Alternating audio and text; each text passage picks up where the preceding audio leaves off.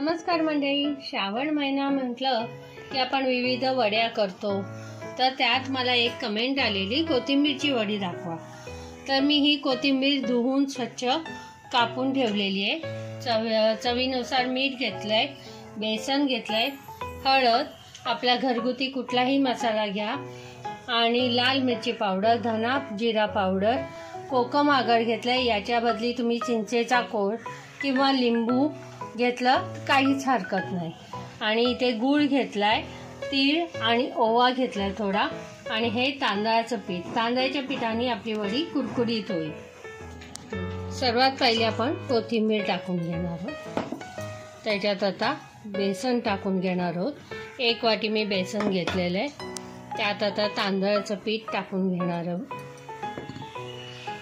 आणि ओवा आणि तीळ घालणार आहोत आणि हा गूळ घालणार आहोत. तर त्यात आपण हळद घालू.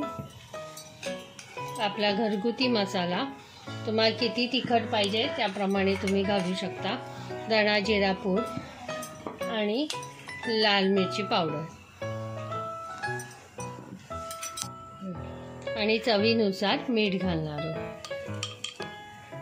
आणि 2 चमचे आगळ घालणार आहोत. आता हे सगळं आपण मिक्स करून घेऊया. आता यात आपण थोडंसं अगदी पाणी टाकणार आहोत, 1 चमचाभर, कारण का कोथिंबीर पाणी सोडत असते. आणि याचं छान आपण मळून घेणार आहोत. हा बघा, असा घट्ट मी असा गोळा मळून घेतलाय. आणि आता हाताला तेल लावायचं, याचे 2 भाग करायचे आणि मस्त असा शेप द्यायचा. तुम्हाला जर हा शेप द्यायचा नसेल तर डिशला तेल लावा आणि थापून घ्या, तर चौकोनी वड्या होतील. तसं करायचं असेल तसंही करू शकता. आता मी या चाळणीला तेल लावून घेतलंय. त्यात ह्या रोल असे मी बनवून ठेवते. इथे मी एका भांड्यात पाणी ठेवलंय. त्याच्यात तुम्हाला स्टँड असेल तर तुम्ही स्टँड ठेवा. मी एक पातेलं ठेवलंय आणि त्याच्यावर आता आपण हे ठेवून 10 ते 15 मिनिटं छानपैकी उकडून घेऊ. हे बघा, मस्तपैकी याला चिरा पडलाय. आता ही काठी घालून आपण बघायची याला काय लागलंय का. तर याला काही लागलेलं नाहीये, म्हणजेच आपल्या वड्या झालेल्या आहेत. कोथिंबीर वड्या उकडून छानपैकी तयार झाल्या. आता आपण ह्या कट करून घेऊ.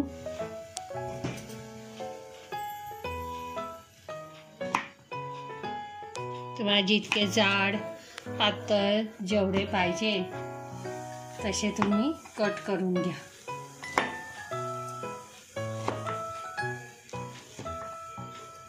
माझी ही रेसिपी तुम्हाला आवडली असल्यास लाईक, शेअर, सबस्क्राईब करायला विसरू नका. हे बघा, आतपर्यंत मस्त शिजलंय. आता आपण ह्या शॅलो फ्राय करू.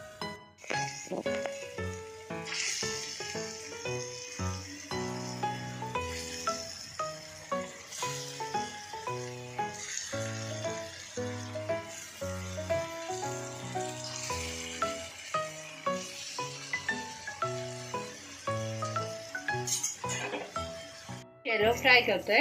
आता एक साईडने झाले. आता आपण हे उलट्या करू, म्हणजे दोन्ही बाजूनी आपल्या क्रिस्पी होते. आणि हे झाले की मी सर्विंग करून दाखवते तुम्हाला. अशी कुरकुरीत झाली आपली. आता मी हे तोडून दाखवते. आतमधून एकदम सॉफ्ट आणि छान कुरकुरीत झाली.